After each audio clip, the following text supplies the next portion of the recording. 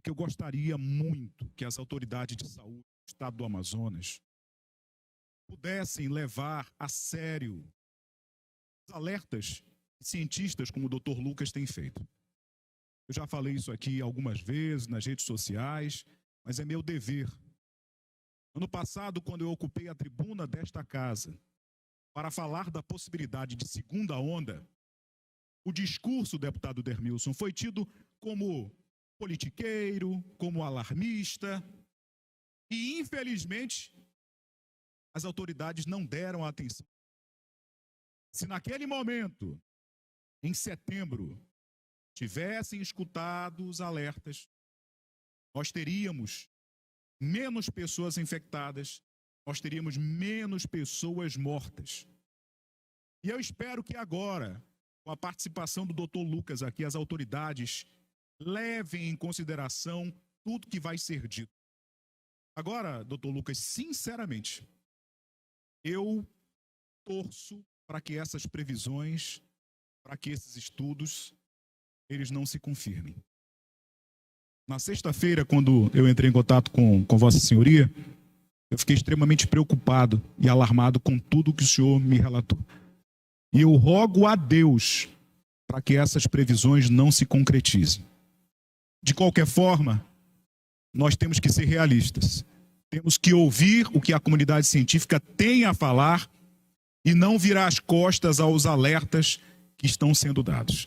Então, doutor Lucas, tempo de 10 minutos para que o senhor possa se pronunciar. Gostaria de agradecer a todos pela presença, de estar aqui podendo falar.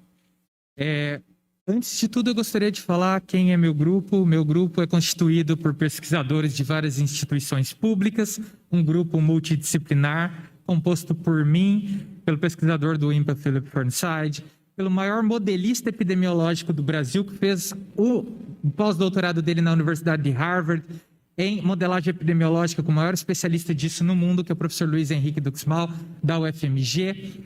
2 professores do Departamento de Estatística e Matemática da UFAM, professor Alexander Steinmetz e professor Jeremias Leão. O médico infectologista, professor do Departamento de Medicina da UFMG e médico responsável pelo lockdown em Belo Horizonte, o Naito Pinambás. E a pesquisadora aposentada do Instituto Butantan, que pesquisou os coronavírus durante toda a sua vida, inclusive participando de pesquisas no Instituto Max Planck, na Alemanha, a pesquisadora Ruth Vassão.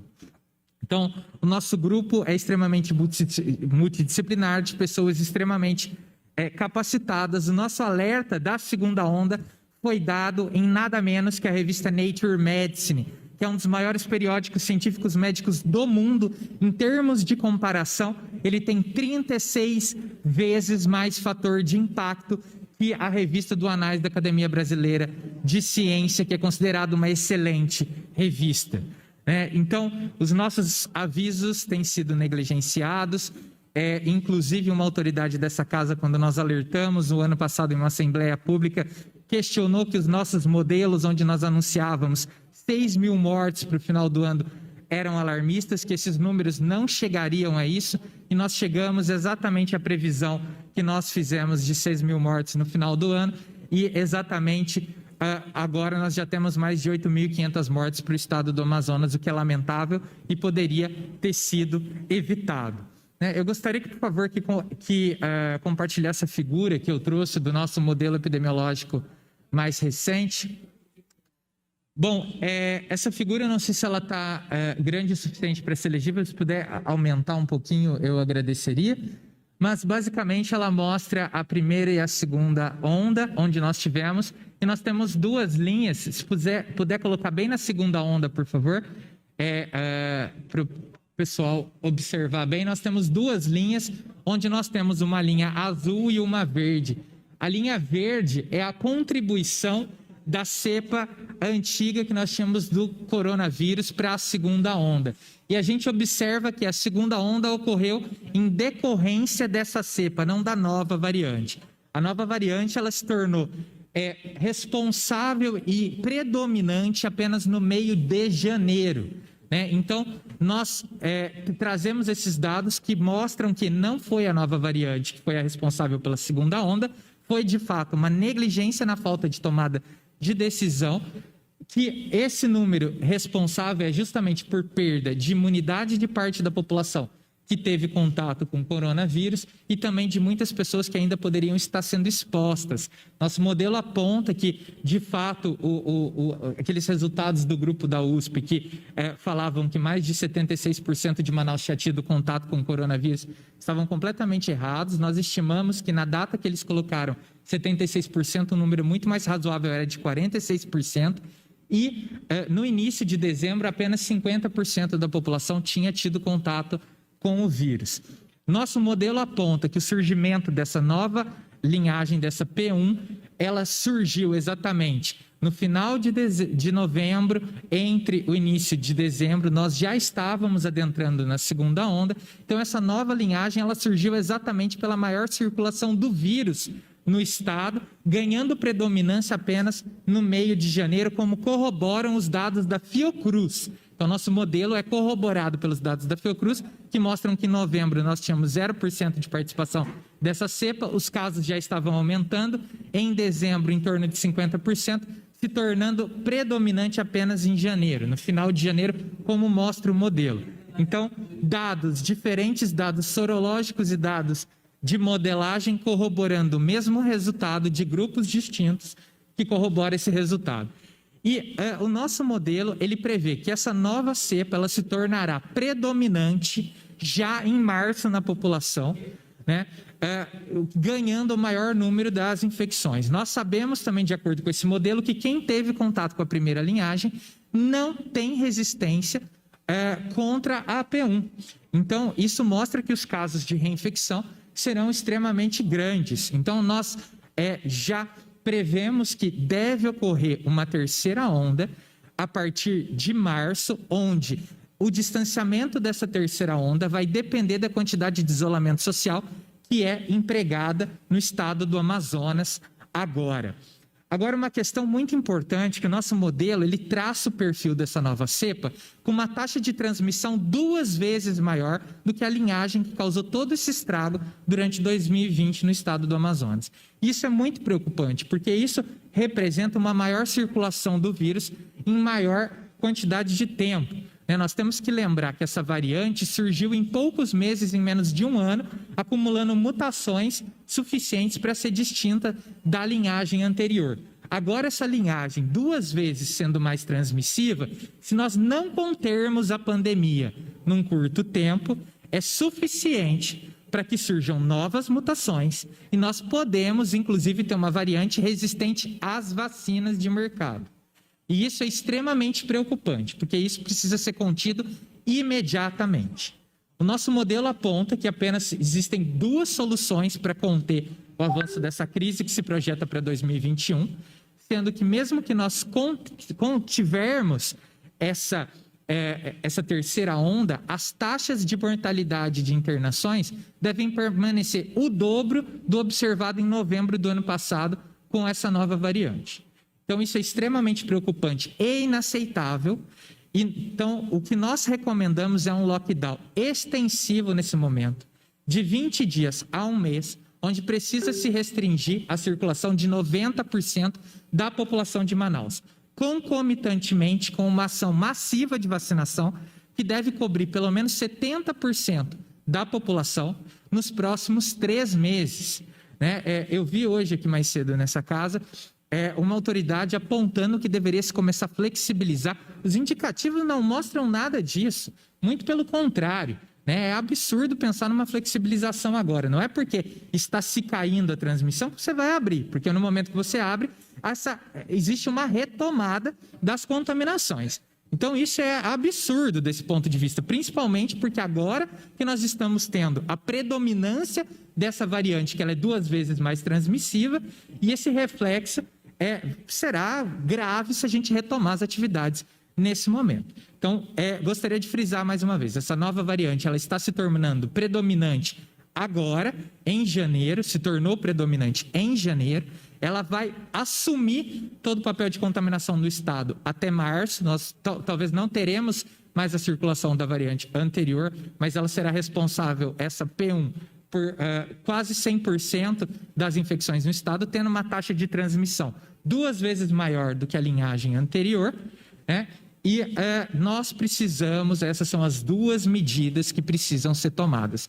Um lockdown extensivo em Manaus, não uma flexibilização, mantendo uma circulação da cidade em torno de 10%, apenas os profissionais da saúde, de 20 dias a um mês, para conter esse avanço e evitar uma terceira onda definitivamente para 2021. Porque senão nós vamos ter que fechar pelo menos mais 2 vezes esse ano, perdendo ainda receita econômica, gerando mais prejuízo para as atividades econômicas do estado do Amazonas. Então, essa é a melhor estratégia, tanto do ponto de vista de saúde pública, quanto do ponto de vista econômico. Nós precisamos desse lockdown extensivo, concomitantemente com uma vacinação massiva da população nos próximos 3 meses para impedir essa circulação desse vírus e, quiçá, infelizmente, já que essa cepa tem uma transmissividade muito maior, nós poderíamos ter novas mutações surgindo na hora que a transmissão comunitária começasse a alargar, inclusive podendo propiciar o surgimento de uma variante resistente às vacinas. Isso prolongaria a pandemia no estado do Amazonas até 2022, se essas ações não forem tomadas, 2023. Mas o pior, se nós tivermos uma variante resistente à vacinação surgindo no estado do Amazonas, todo o planeta vai voltar os olhos para Manaus e para Amazonas. Nós vamos perder tudo que a gente construiu de atividades econômicas e vai ficar muito mais difícil a gente retomar a atividade econômica. Gostaria de encerrar por aqui. Obrigado. Presidente, se possível, eu gostaria de fazer um questionamento. Pode fazer. O doutor Lucas. Doutor Lucas, hoje nós temos aí dados de que já alcançamos 70 mil pessoas vacinadas na cidade de Manaus. O que o senhor tem a nos dizer a respeito desse ritmo de vacinação? Está a contento ou é preciso que realmente esse ritmo ele seja acelerado e que nós busquemos outras opções de outras vacinas e por outras vias para acelerar esse processo, já que o senhor fala que uma das medidas emergenciais é a vacinação de pelo menos 70% da população do estado para evitar esse quadro aí que o senhor acaba de desenhar. Perfeito, deputado. Muito importante a colocação do senhor, e eu posso responder isso com base no nosso modelo epidemiológico.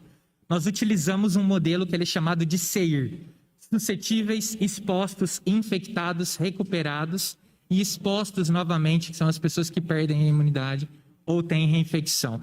Esse modelo é considerado a ferramenta primária de resposta imunológica no mundo. Eu não sei por que as tomadas de decisão em Manaus não utilizam a resposta primária, a principal ferramenta e a primeira ferramenta em infectologia, em imunologia, para responder às respostas e a tomada de decisão em Manaus. Isso é muito estranho para mim e para os meus colegas.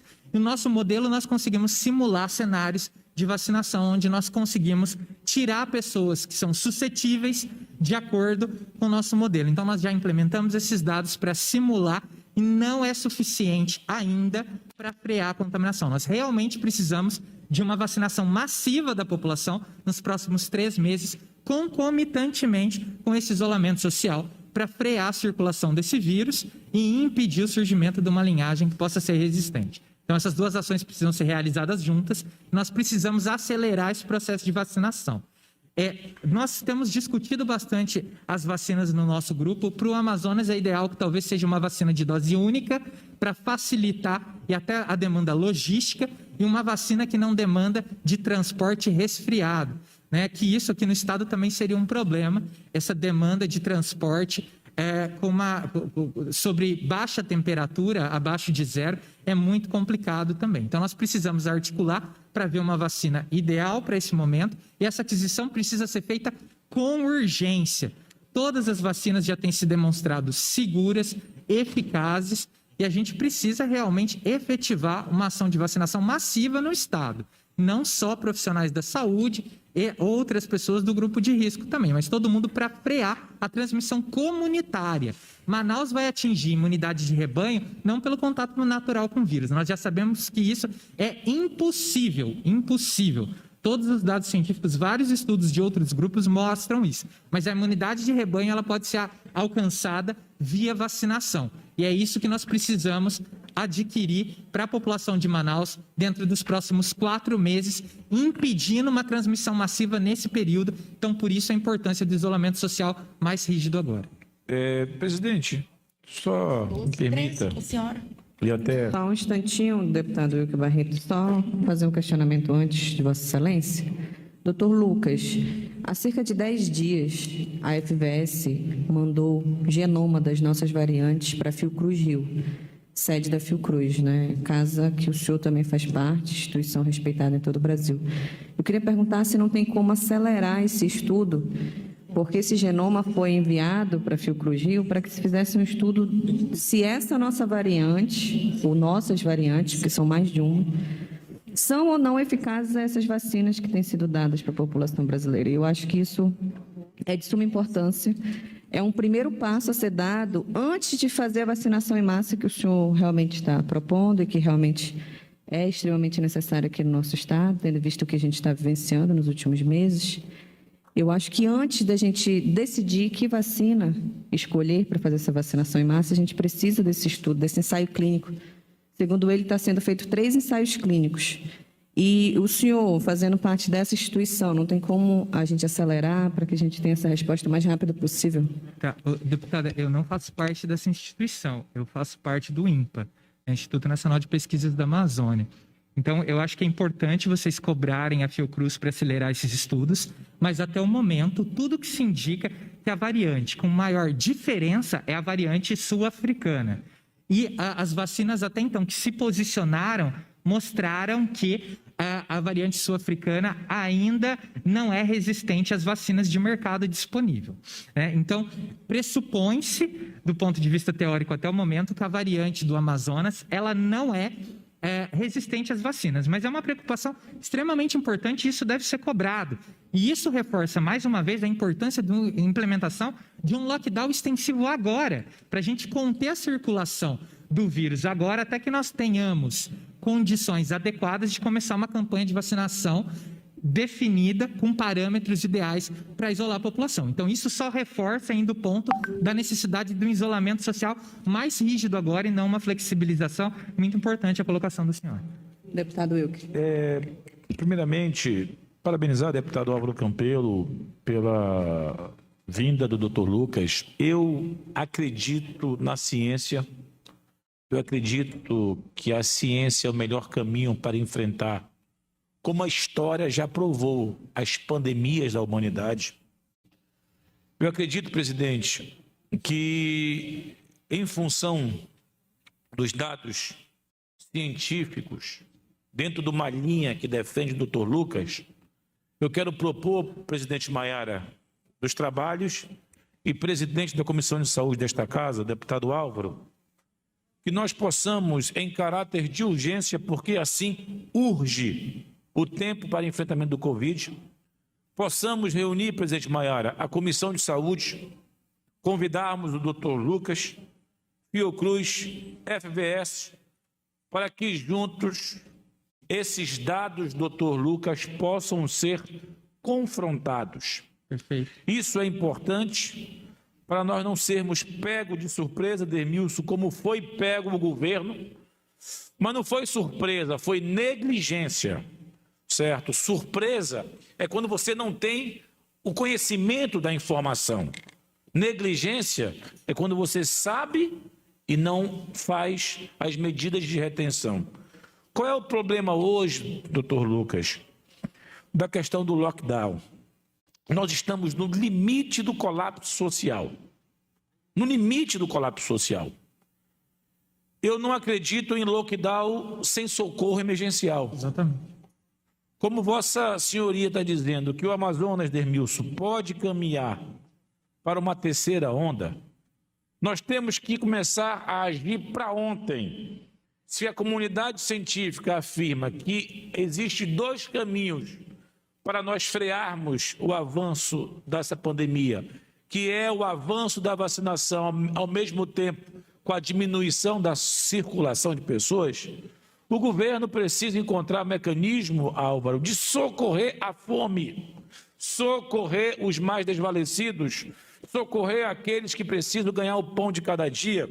O governo federal vai para mais uma linha de sacrifício do socorro emergencial.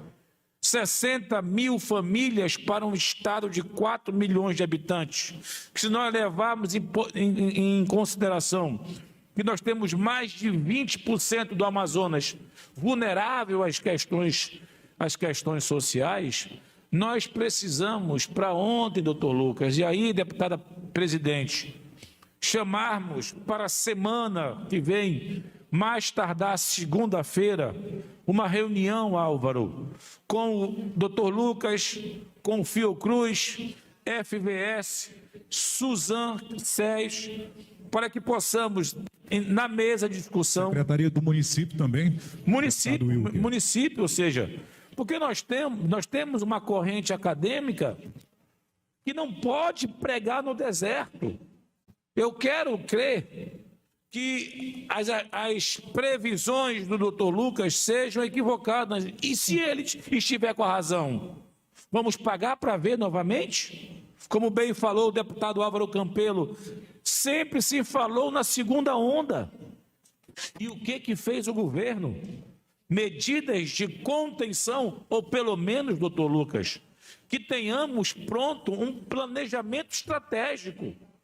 Caso a terceira onda venha, nós saibamos o que fazer.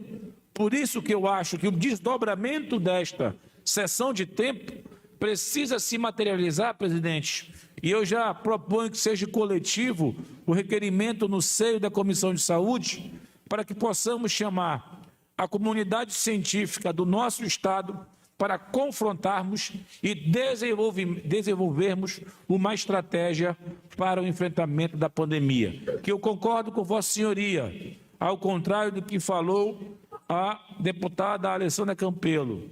O Amazonas ainda está muito distante de debelar esta pandemia que ainda ceifa mais de 100 vidas por dia, Álvaro.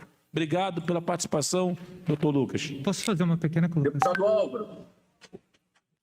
Por favor. Pois não, deputado João Luiz. Deputado Álvaro, parabéns pela iniciativa.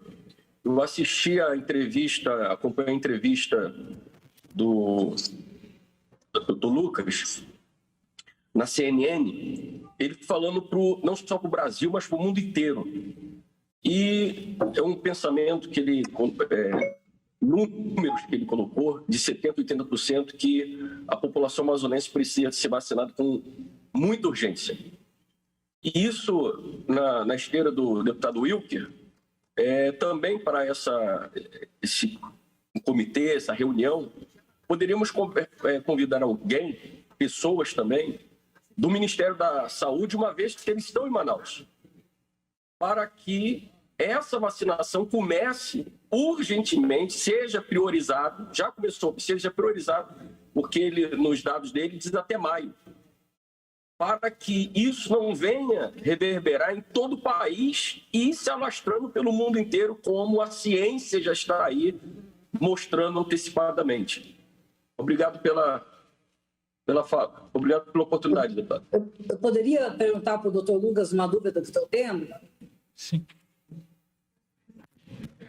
Pode falar, deputada Maiara. Eu acho que a presidente concede.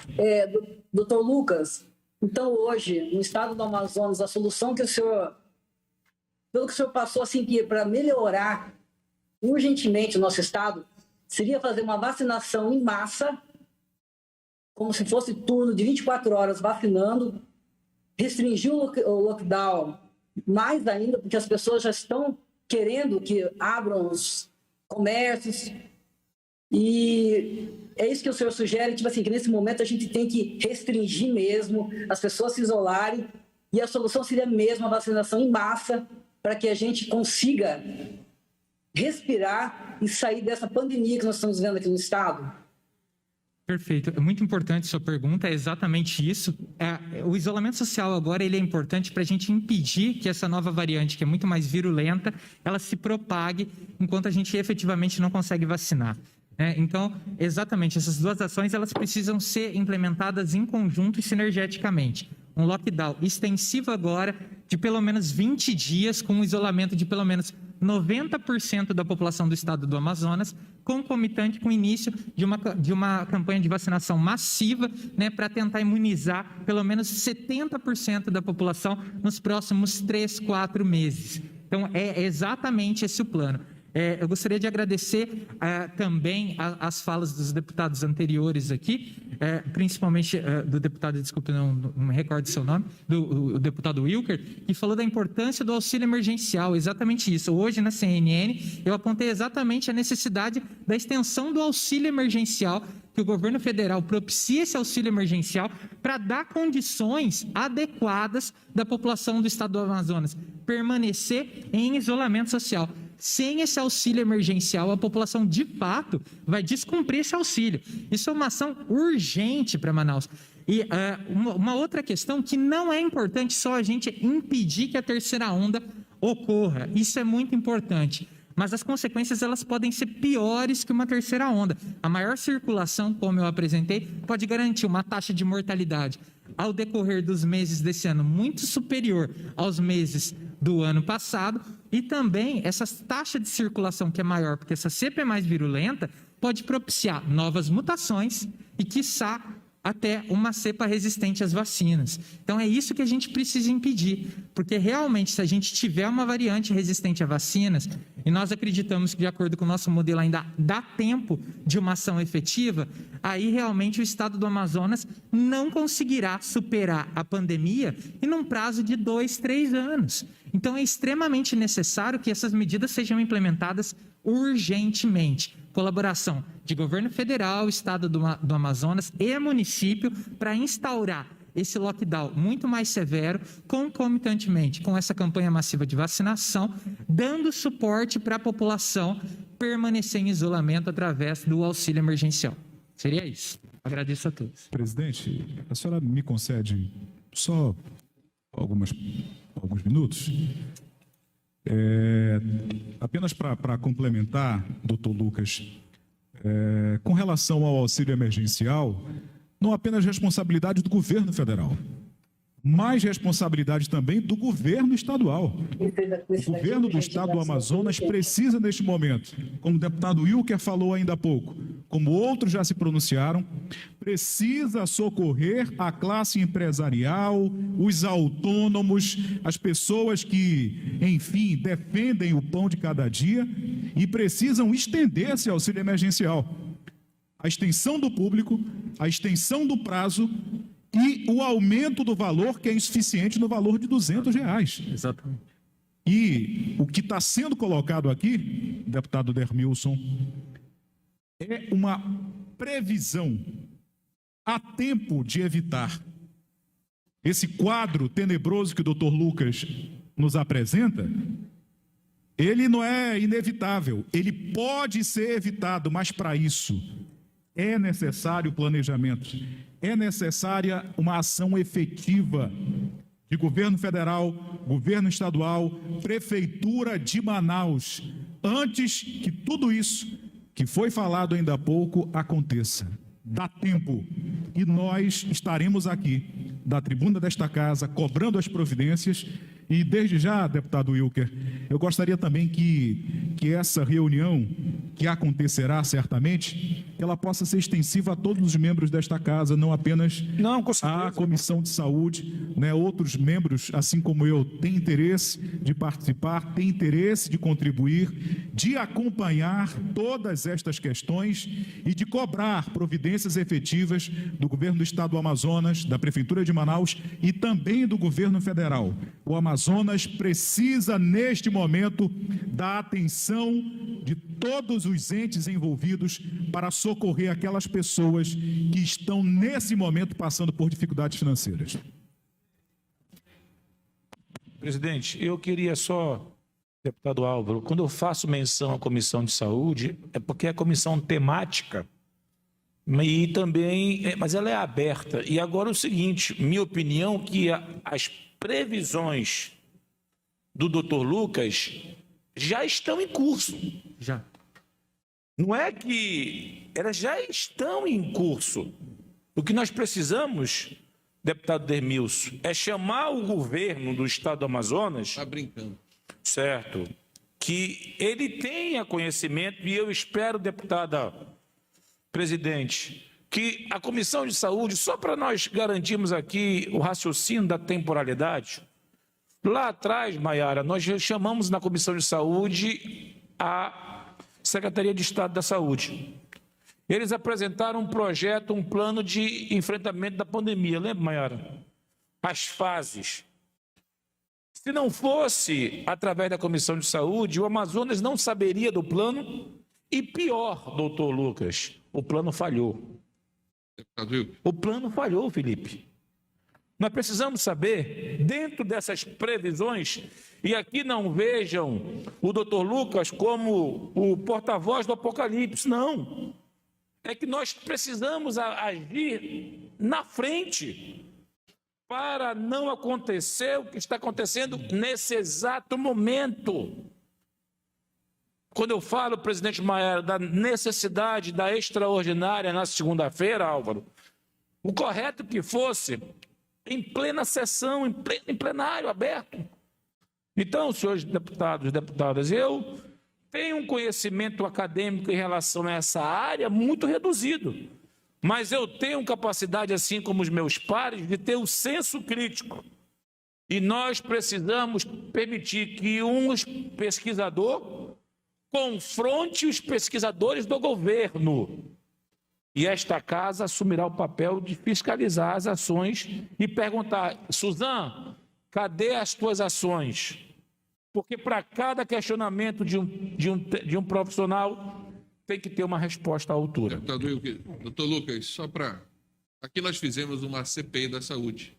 Eu acho que, se eu não me lembro, foi a Daiane, que ela disse que se discutia na secretaria, naquela época, a primeira onda, e o governo achava que não chegava. Não tomou nenhuma providência. A segunda onda, até o Papa sabia, o Wilson sabia, todo o staff dele sabia. E ele fez ouvido de mercador. O senhor está relatando, baseado em fatos, materialidade, de uma possível terceira onda. Aí eu te digo, a Assembleia fala, a ciência fala, o Ministério Público pede para cobrar dele, e esse cara fica impune a tudo isso.